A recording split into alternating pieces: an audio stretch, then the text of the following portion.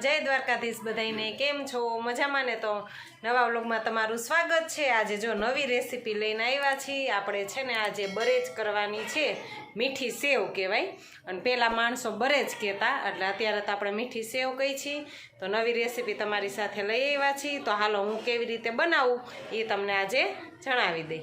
આપણે મીઠી સેવ બનાવવા માટે આ તૈયાર સેવ આવે છે ને એ આપણે એક પેકેટ લીધું છે। તો આને આપણે છે ને ભૂકો કરી નાખવાનો છે। આપણે નાના નાના કટકા કરી નાખીએ। આના પહેલાં છે ને એક મોટો લોટો પાણી લઈ લીધું છે। આપણે આને ગરમ કરવા રાખી દઈ।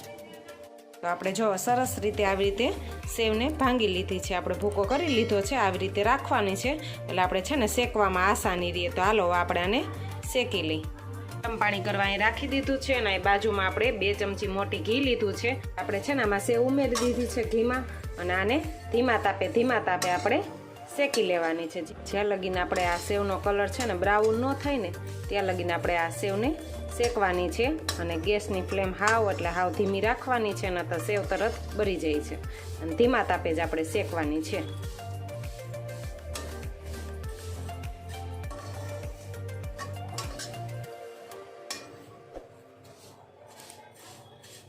અને અહીંયા આપણે બાજુમાં પાણી ગરમ થાય છે। પાણી એકદમ આપણે ઉકાળવાનું છે।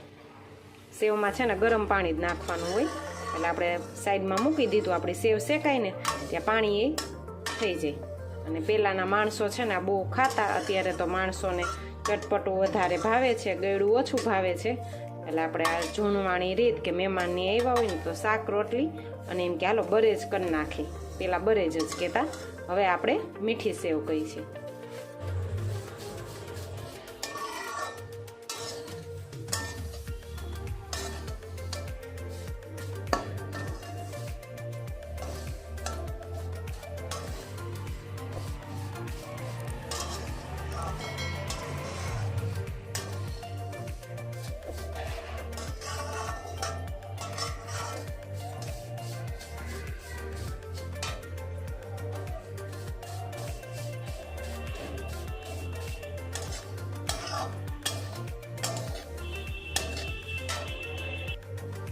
તો જો તમે જોઈ શકો છો કે આપણે સેવ હવે શેકાઈ ગઈ છે। કલર આપણી સેવનો જો હાવ ફરી ગયો છે, એકદમ બ્રાઉન જેવી થઈ ગઈ છે।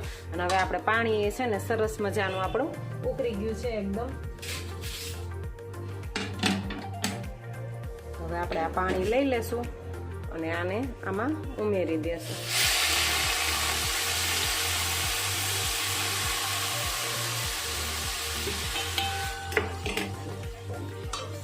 આપણે આની સાથે મિક્સ કરી લેવું પાણી સાથે એકદમ। જો આ સેવ ડૂબે ને એટલું આપણે પાણી રાખવાનું છે। જો પાણી આપણે આમાં નાખી દીધું અને આ એક છે ને નાની વાટકી મેં ખાંડ લીધી છે। પછી તમે જેવું ગળ્યું ખાતા હોય એટલી લેવાની છે। તો એ પણ આપણે આમાં હારે ઉમેરી દેશું। હવે આને છે ને મિક્સ કરીને થોડીક વાર આપણે આને ઢાંકી દેવાનું છે।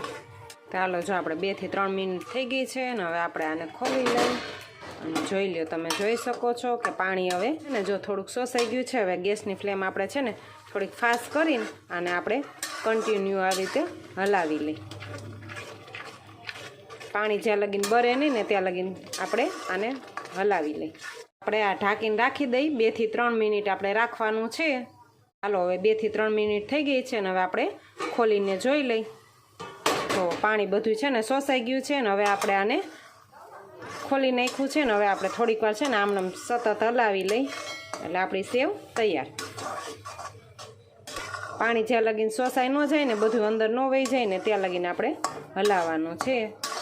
જોઈ લો ઢાંકીને રાખ્યું હોય એટલે છે ને અંદરથી સરસ બફાઈ જાય છે અને સરસ મજાની આપણી સેવ તૈયાર થઈ જાય છે।